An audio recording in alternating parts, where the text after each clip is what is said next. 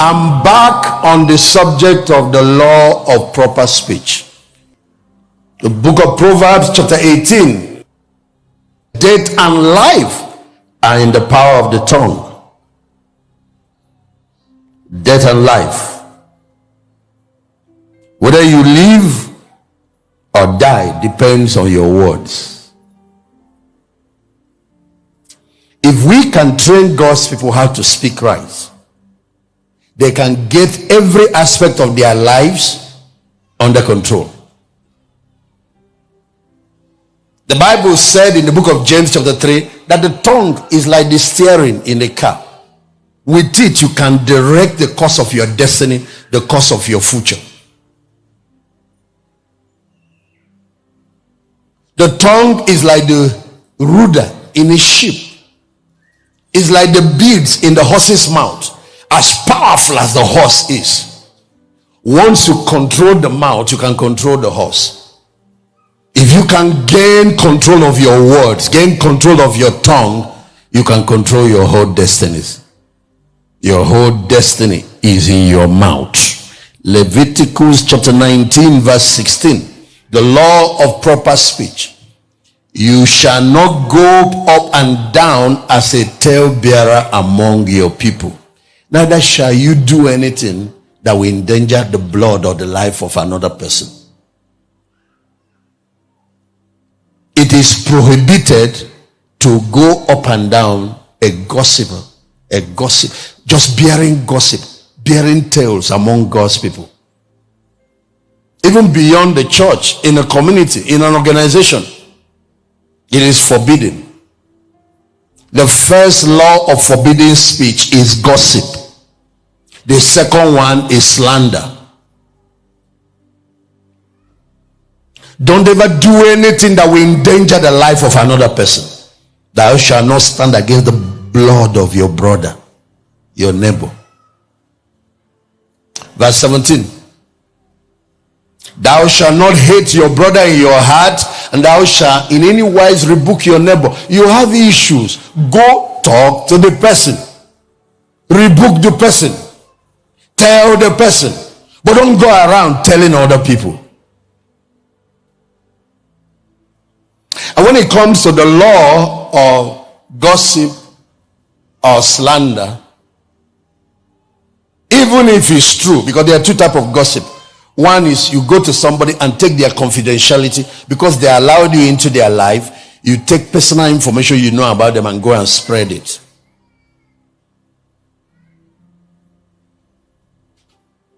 The second type is you go to people, you hear things they said about another person that is not good, that is not edifying. Then you go and carry it and go and tell them. So you end up destroying three people. You destroy yourself, you destroy the person you gave the bad news to, because now you have polluted his heart against somebody else. Then you also destroy another person's reputation. Slander destroys three people. It harms the person that gave his mouth to it. It harms the person you are giving that message to, and it harms the person you are talking about. Remember, anytime you speak evil about somebody, you destroyed your soul first, and you just minus some of the time allocated to you to live on earth. The more slander you engage in, the more your days on earth are being shortened. Psalm 34, let me read from verse 11. Come, you children, hearken unto me, and I will teach you the fear of the Lord. Anybody that fears God, anybody that loves God, must first learn how to control his tongue. I will teach you the fear of the Lord. Yes, okay. How does it start? Verse 12. What man is it that desireth life, that love many days? If you want to live long, that's many days. That he may see good, if you want to prosper. Three major things. Not knowing how to talk affects your prosperity. It affects your longevity. It affects your health. That's why many people are sick. They were wounded by their own tongue or by the tongue of others. He said, anybody that love good days, that love life, that want to see many days, want to live long, and wants to be prosperous, keep your tongue from evil and your lips from speaking guile. The first one is keep your tongue from speaking evil about others, and keep your lips from telling lies. That's what guile is.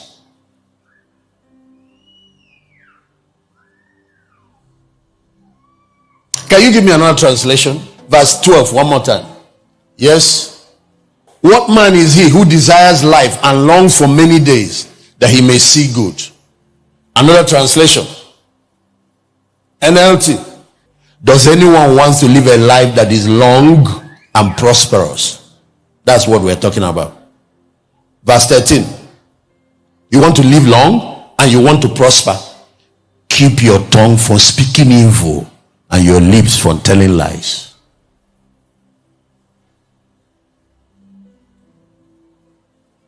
When it comes to slander, it's two types. There's one, you say it's true, but you are prohibited. You don't go telling things about people, whether they are true or not. You're not allowed.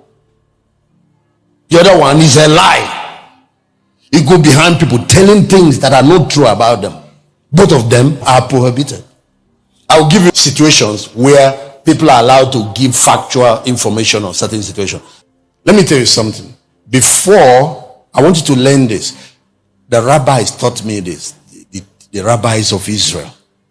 They said, before the devil breaks through into your life or your family to do harm, to do damage, he will engage you on evil speaking.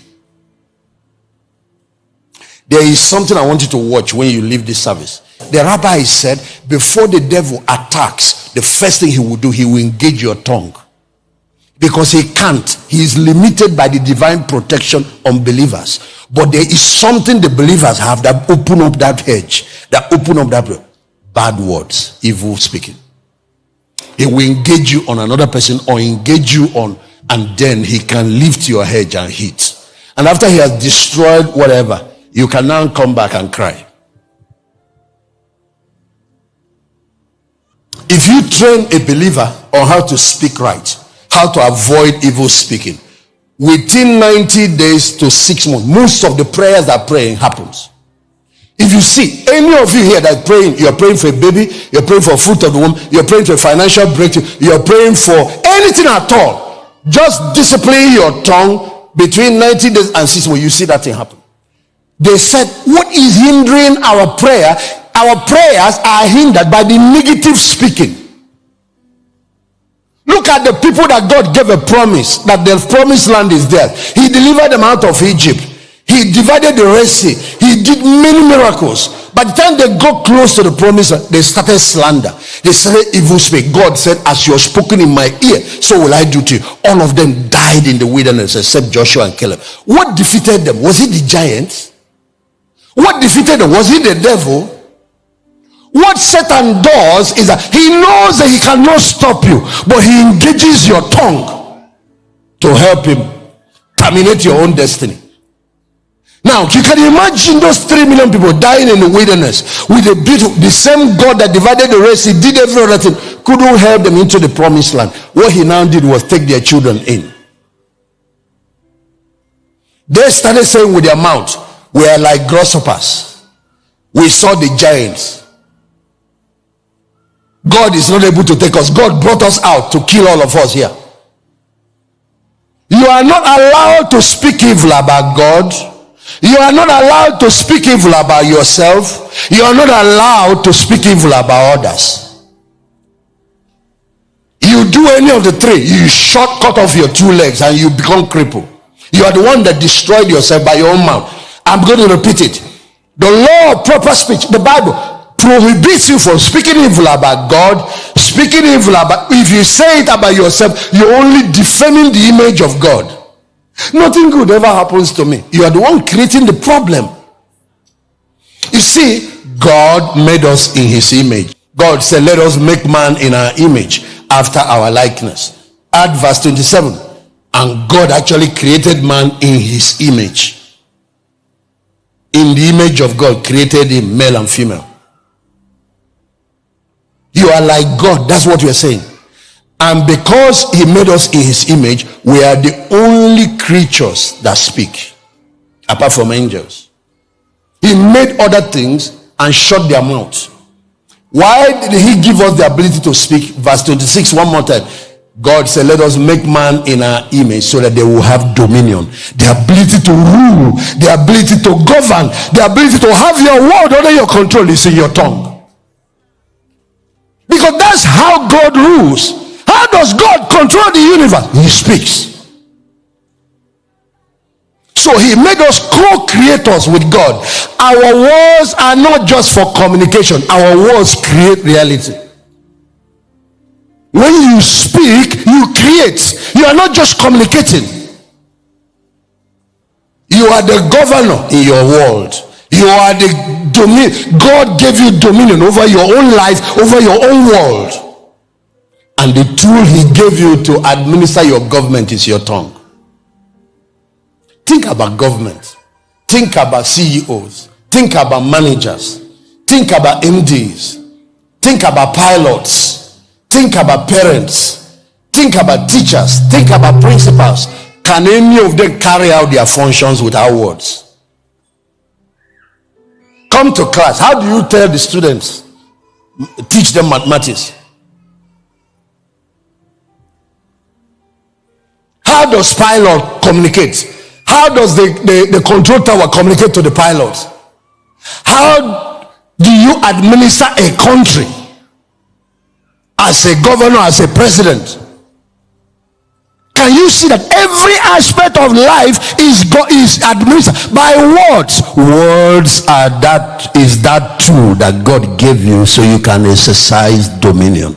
Now, if you don't learn how to talk, the first thing is that you end up using the weapon for governance, the weapons of power. You're using it against yourself. Tools of power, tools of dominion, you're using it against yourself. If you don't have a kobo in your pocket, but you have the right words, you can become a millionaire. How do you do your marketing? How do you manage your staff? How do you administer your business? How do you communicate with customers? Words.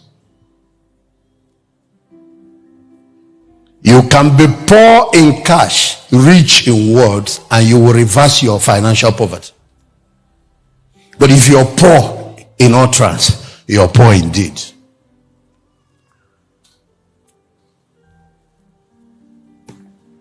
How do you manage relationships? How do you manage your children? How do you manage your spouse? How do you manage your marriage? Words. You fail there, you are failed. If you don't master the art of speaking right, the whole Christian thing is a mess. If anyone seems to be religious and bridle not his tongue, the man is deceiving himself. The man's religion is in vain.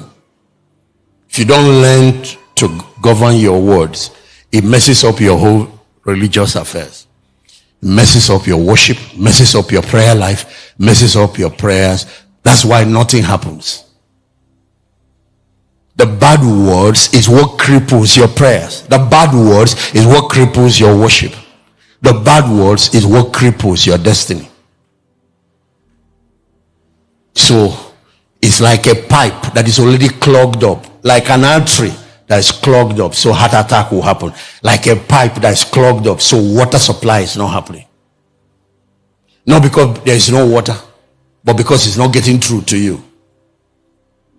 Negative speaking is what has put many people in a state of comatose. And until your religious endeavor clean up your tongue, nothing else will work. A man cried in the Bible, I'm a man of unclean lips. I dwell in the midst of people of unclean lips. God sent an angel to purge his tongue. That's when his prophetic ministry began. There are things that God has for you, big things that will not kick in until you learn to put display. Cleanse your tongue, purge your tongue, and purge the kind of things that come out of it. If you get this one place in order, you get your whole life under control.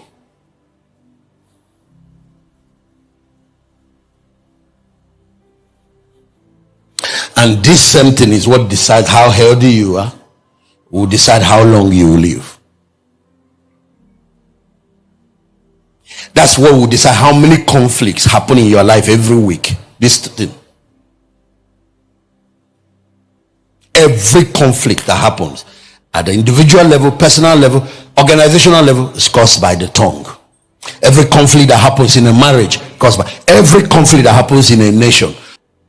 Is there one thing we could have controlled, and even the destiny of the whole country can be under the tongue?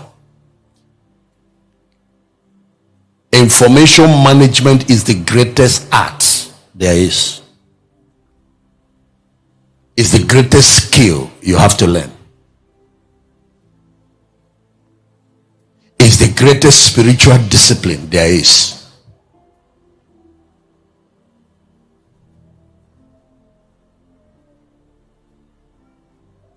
The book of James chapter 3 said, man has learned to tame every animal on earth. But who can tame the tongue? Who can tame the tongue? We can tame the lions, we can tame the monkeys and the apes, we can tame even cobras now. Who can tame the tongue?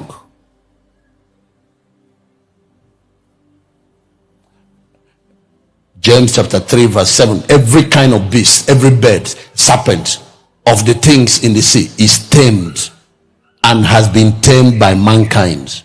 Verse 8. But the tongue can no man tame.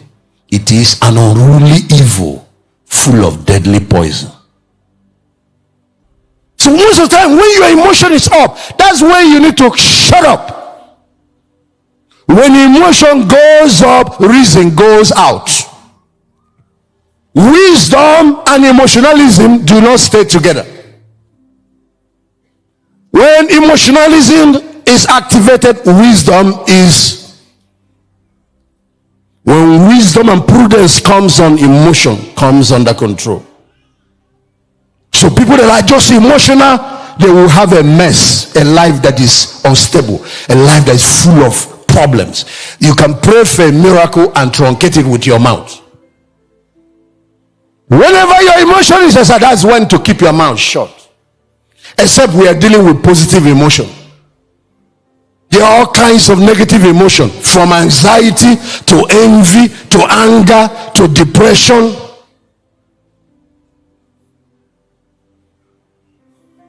To rejection, to self-doubt. The list continues.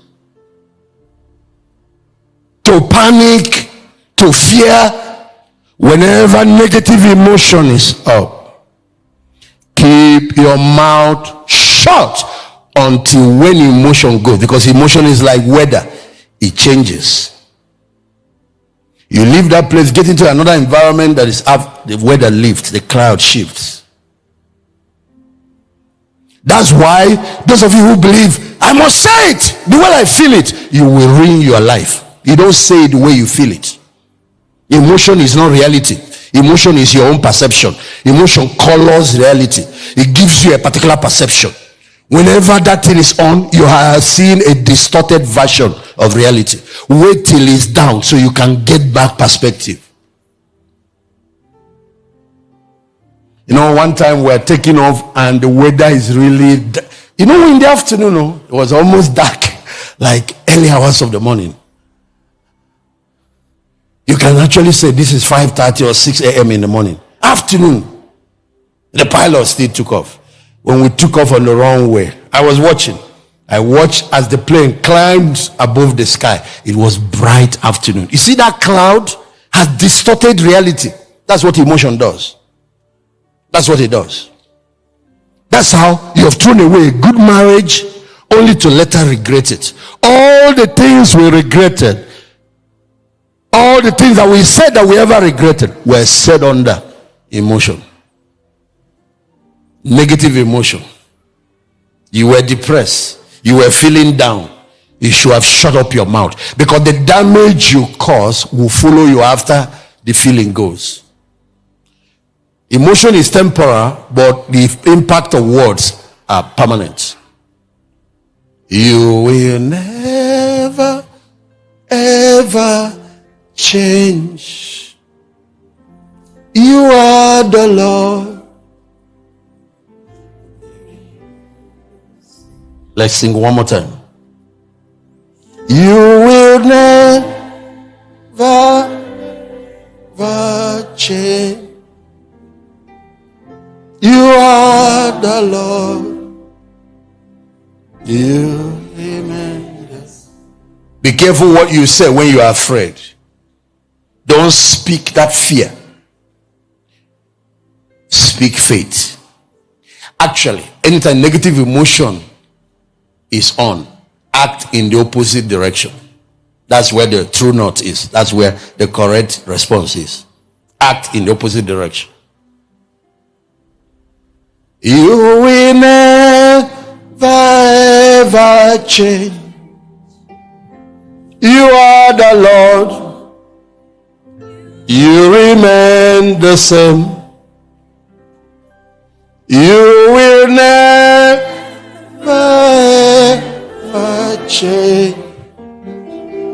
You are the Lord. You remain the same. We are publishing that book, The Law of Proper Speech.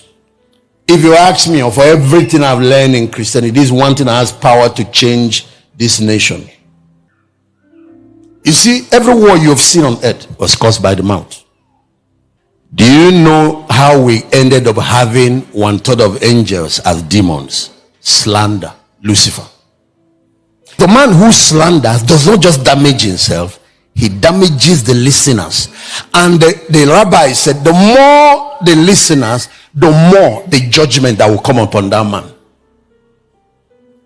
The more the number of people that heard and full, the more the judgment that will come on that person. The more the judgment that will come on that person.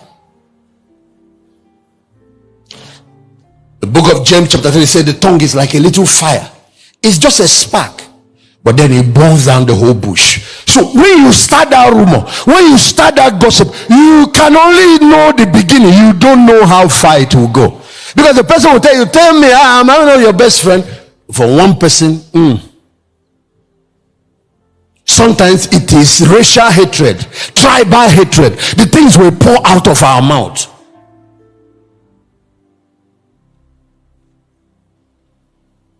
And then it starts war, people lose their livelihoods, people are killed, and in future, you think you are fine. This is what the rabbi said. Anytime you speak evil about someone, you have broken 17 moral laws in the scriptures. I'm going to repeat that. You know, God gave the 10 commandments. Except when you speak slander, you have violated the whole 10 commandments. Except the worst of the 10 commandments are 3. They have death penalties. You have adultery, has death sentence on it. Murder, if you kill somebody, it has death sentence. Then worshiping an idol has death sentence on it, and occultism, gambling into the occult. One slander is like violating the 3 top commandments and more. He said, a man that speaks evil has committed more sin than a man that committed those 3 commandments and more. That broke those 3 commandments. He said, a man that practices, that does slander, evil speaking, have broken the whole of the 10 commandments. Because the summary of the whole 10 commandments is love.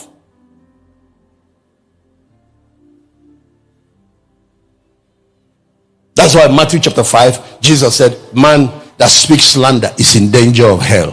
You wonder, why would they throw him to hell? Is it not just words? 3 million people came out of Egypt. What stopped them? Evil speaking. And it was just 10 people that brought this evil report. 10. There were 12 spies sent to go and spy the land and come back and bring report. 10 of them teamed up and brought a negative report that destroyed the life of 3 million people. One person can destroy 1/3 of the angels. 10 people can destroy a nation. 10. What did they use? Bomb? No. Atomic bomb? No. Poison? No. Something worse than poison. Bad words.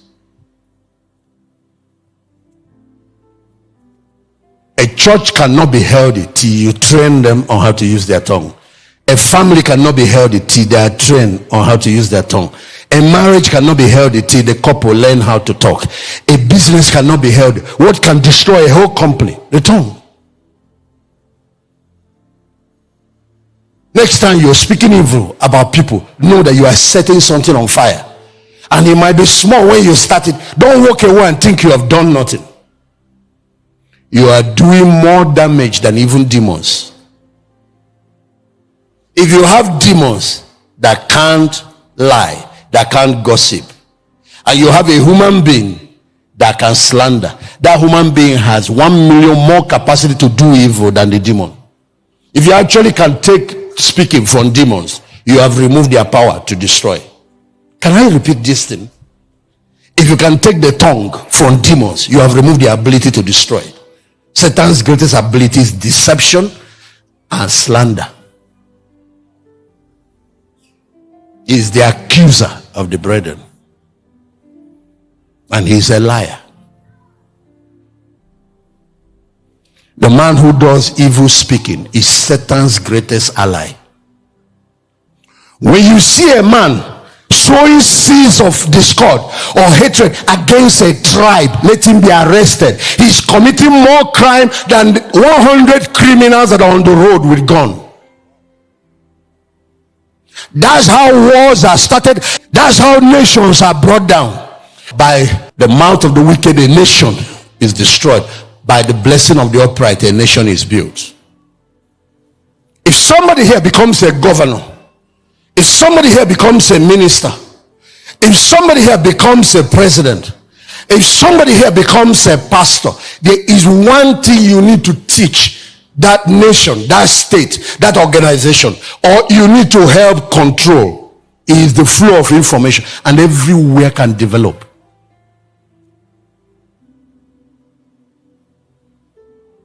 Development has a formula. Justice creates peace. Peace creates the enabling environment for prosperity and development. You can't develop where there's crisis. You see? Environment. By the blessing of the upright, the city or a nation is exalted, but is overthrown by the mouth of the wicked. What do they do? Evil speaking.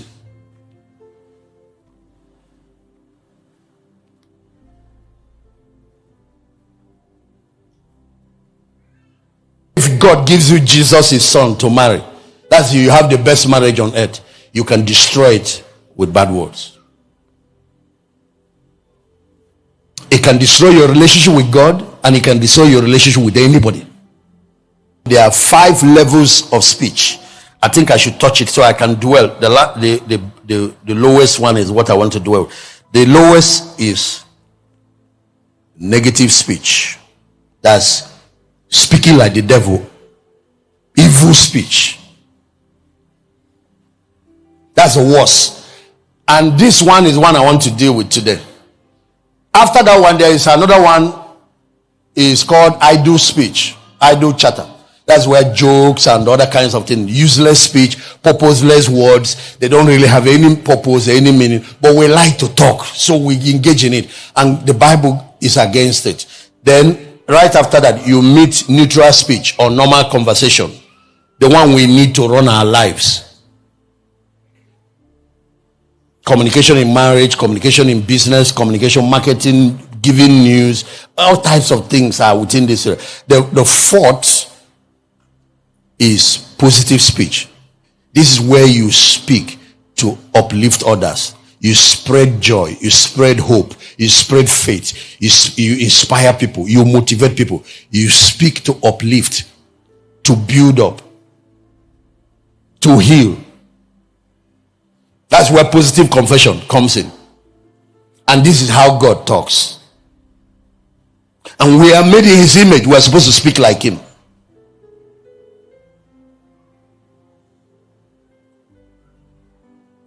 Speaking words that inspire and uplift other people.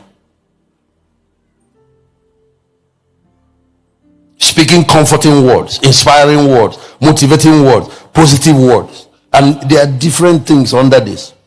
Faith-filled words. And then the highest level is holy speech. And the easiest way to practice this one is just speak the word of God. Just learn the Bible and speak it. You can speak it over your life. It's the highest level. That's speaking like God. Holy speech is done. Anointed speech. That's what this level is. When you pray, when you worship, so you see, the highest speech is neutralized by the lowest type, which is negative speech. A person that indulges a lot in negative speech pollutes and neutralizes his holy speech and positive speech. When he speaks things that will create like God, there is no power. The power is sapped by indulging in negative energy. And I need to tell you this, the rabbis of Israel said, whenever, and I've read it, many scriptures in the Bible, whenever you speak evil about somebody, probably you think you are better than that person. There is a judgment that comes upon you. They take all your good merits, transfer it to the person, and take the person's sin, transfer it to you, and then judge you for that sin. This is a big warning, because I have ministers of the gospel that have been destroyed by this.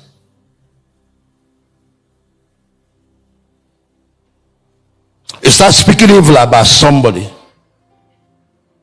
After a while, you see the person you're talking about evil moving to higher level, doing better. They take your good merits, add to the person, and reward the person for it. Then they take the person's sins and all the evil merit and transfer it to you, and you are punished for it.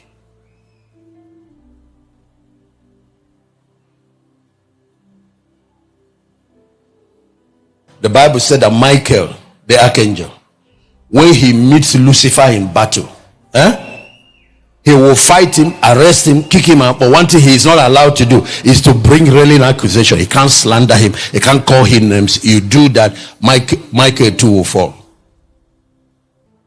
The holy angels are not even allowed to come and be slandering Satan. They are not allowed to do it. That's why there are certain believers that are not afraid to speak evil of authority, speak evil of dignitaries. He said those believers will be destroyed as brood beasts.